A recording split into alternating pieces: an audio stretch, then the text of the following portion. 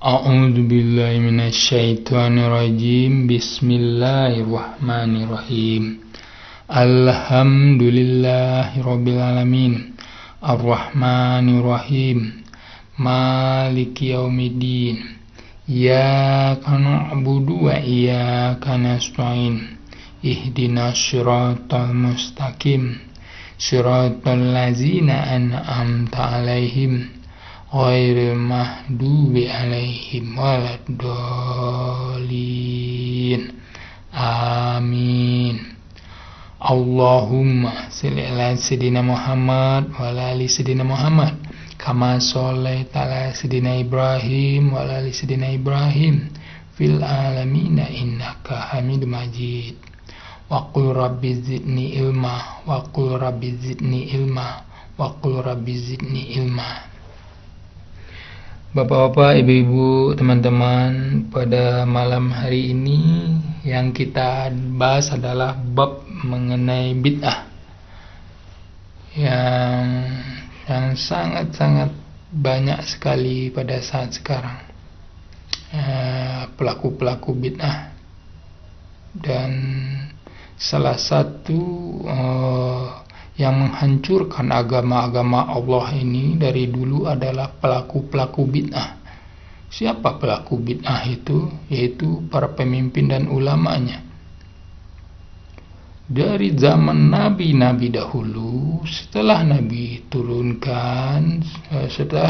diturunkan oleh Allah, setelah Nabi itu meninggal, barulah datang itu pelaku-pelaku bid'ah tadi. Pelaku-pelaku bid'ah itu merubah agama Allah, merubah aturan-aturan Allah, bahkan membuat aturan-aturan baru. Itu yang dinamakan pelaku bid'ah. Pertama dalilnya dari Aisyah. Rasulullah SAW bersabda, barang siapa mengada-adakan sesuatu yang baru dalam urusan agama kami yang bukan termasuk darinya, maka ia tertolak. Dari Aisyah lagi, Rasulullah SAW bersabda, barang siapa mengerjakan sesuatu yang tidak termasuk agama kami, maka ia tertolak. Dari Abdullah bin Umar, Nabi SAW bersabda, barang siapa yang tidak menyukai sunnahku, maka dia bukan termasuk golongan kami. Di Takrij dari Al-Bukhari. Yang kita lanjutkan dengan dari Al-Arbad bin Sariyah. Al-Arbad bin Sariyah, yang salah satu orang yang berada pada Nabi Muhammad pada waktu diturunkan surat At-Taubah ayat 92, yang artinya kira-kira begini, dan tiada pula dosa atas orang-orang yang apabila mereka datang kepadamu supaya kamu memberi mereka kendaraan, lalu kamu berkata, aku tidak memperoleh kendaraan untuk membawa kalian. Surat At-Taubah ayat 92. Di sini yang kita titik beratkan adalah pelaku bid'ah tadi. Satu lagi dari Nabi yang meriwayatkan Arbad tadi, itu Al-Arbad bin Sariyah. Nabi SAW bersabda.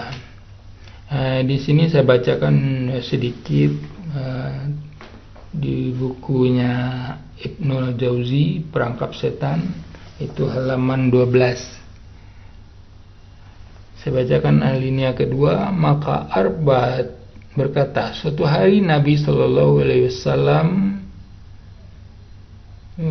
salat subuh bersama kami. Kemudian beliau menghadap ke arah kami dan memberikan nasihat yang amat mendalam, sehingga banyak mata yang mengucurkan air mata dan hati pun bergetar karenanya.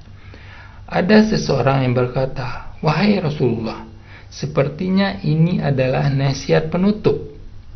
Lalu apa yang hendak engkau sampaikan kepada kami? Beliau bersabda, yang artinya kira-kira seperti ini.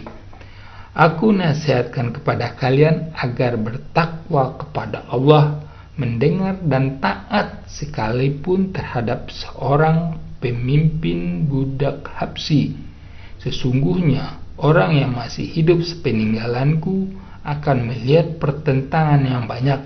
Maka hendaklah kalian berpegang kepada sunnahku dan sunnah al-Khulafaur Rasyidin yang mendapat petunjuk sesudahku.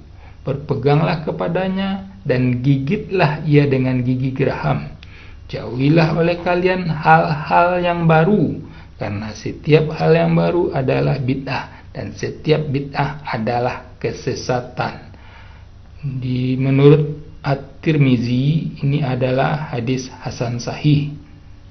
Nah, di sini kita bisa menilai pelaku-pelaku bid'ah itu sangat diancam sekali, ya kan? Yang jelas bangsa Indonesia ini tidak pernah suka sama sunnah Nabi. Salah satunya adalah mereka tidak pernah memakai piagam Madinah untuk menyelesaikan masalah negara ini, ya kan? Di situ saja, ya, yang mereka sebut ulama, mereka sebut orang ahli-ahli Alkitab, pemimpin-pemimpin itu, ya, mereka tidak pernah memakai piagam Madinah untuk permasalahan negara ini. Bagaimana kita akan masuk surga? Malah kita buat hal-hal yang baru. Pancasila, Undang-Undang 45, KUHP pidana, KUHP perdata, komunis, liberal, piagam PBB, pemikiran-pemikiran sekuler. Itu adalah bid'ah. Bid'ah itu sesat berada di neraka. Ini jelas sekali Nabi mengatakan. Nah, ada satu sunnah lagi dari Nabi, dari Ibnu Mas'ud. Dia berkata, Rasulullah SAW bersabda, yang artinya kira-kira begini. Aku mendahului kalian ke telaga, dan benar-benar ada orang-orang yang bergerak-gerak ke arahku. Lalu kukatakan, wahai Rabbi, mereka adalah para sahabatku. Dikatakan, kamu tidak tahu hal-hal baru yang mereka ciptakan sesudahmu. Diriwayatkan oleh Al-Bukhari dan Muslim. Di sini kita sudah bisa merasakan bahwa kita itu jauh dari surga. Kita lebih mendekat ke neraka karena kita pelaku bid'ah. Ya, kita tidak pernah memakai Al-Quran, Al-Sunnah sebagai aturan-aturan kita, sebagai pedoman kita, sebagai penerang di kegelapan, ya. Malah kita taruh Al-Quran, Al-Sunnah itu di belakang kita. Kalau sebagai penerang, dia harus di depan. Kendaraan itu lampunya di depan. Mobil, sepeda motor itu lampunya di depan, bukan di belakang. Bagaimana kita bisa melalui jalan yang gelap, berliku, menanjak dan menurun? Bagaimana kita bisa selamat sampai ke tujuan kalau seandainya lampu yang kita taruh harusnya di depan, kita taruh di belakang? Kan jahat sekali kita. Makanya itulah yang kami khawatirkan terhadap bangsa ini, terutama umat muslim. Umat muslim ini yang pelaku bid'ah itu umat muslim sendiri. Bagaimana kita masuk surga? Ya, sedangkan kita udah pelaku bid'ah, ini udah jelas sekali. Ya. Allah itu sangat murka sekali sama orang-orang pelaku bid'ah. Nabi sangat murka sekali sama orang-orang pelaku bid'ah. Malah kita bangga. Dari dulu orang-orang itu, sejak zaman-zaman Nabi dulu, yang melakukan bid'ah itu adalah para pemimpin dan ulamanya. Mereka rubah agama-agama Allah ini. Mereka bengkokkan dengan ide-ide yang tidak sesuai dengan Al-Quran, dengan Al-Sunnah. Mereka kembali ke belakang. Bagaimana kita akan masuk surga? Harusnya kita jadikan Al-Quran dan Sunnah itu sebagai ideologi hukum-hukum dan undang-undang. Jangan menurut hawa nafsu. Ini kita sudah menuruti hawa nafsu kita. Pelaku bid'ah. Bid'ah itu bukan hanya sekedar hal-hal yang bersifatnya sholat, mengaji atau apa, bukan itu, hanya itu. Kita harus terbuka, bukalah pikiran kita itu bahwa negara itu, agama juga mengatur negara itu. Makanya yang terbentuk zaman Nabi itu adalah agama dulu, baru negara. Nah, sama dengan Indonesia. Islam itu udah ada dari dulu, baru negara ini dibentuk. Kan begitu. Baru negara ini dibentuk. Agama ini udah ada 1400 tahun yang lalu, sedangkan negara kita baru 73 tahun umurnya. Nah, kenapa kita buat yang baru? Kenapa buat aturan-aturan baru? Itu namanya nafsu. Kita bekerja dengan nafsu. Ya bapak-bapak, ibu-ibu, teman-teman, salah satu yang merusak agama ini dari dulu adalah para pemimpin dan ulama. Mereka melakukan bid'ah. Mereka membengkokkan agama Allah. Insya Allah, alhamdulillah, insya Allah, la ilaha illallah, masya Allah, insya Allah, Allah tunjuk kami untuk meluruskan agamanya ini lagi.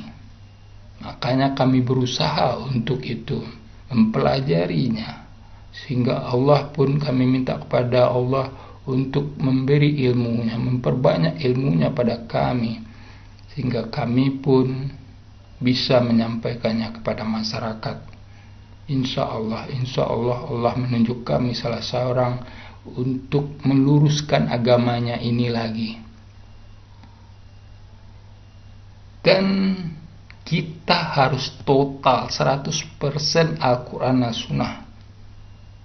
Kalau kita sudah memakai Al-Quran dan Sunnah, tidak berlaku bid'ah lagi, Allah itu akan menurunkan rahmat dan berkahnya dari atas dan dari bawah.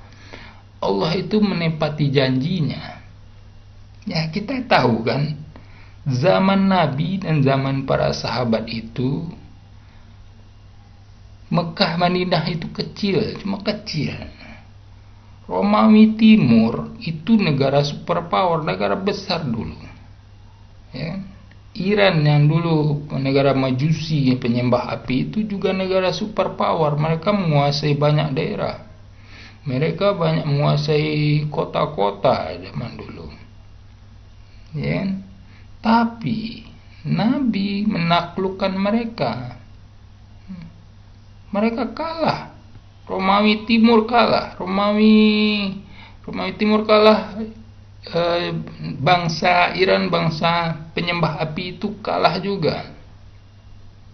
Dari mana mereka bisa menang? Dari mana para sahabat dan Nabi itu bisa menang?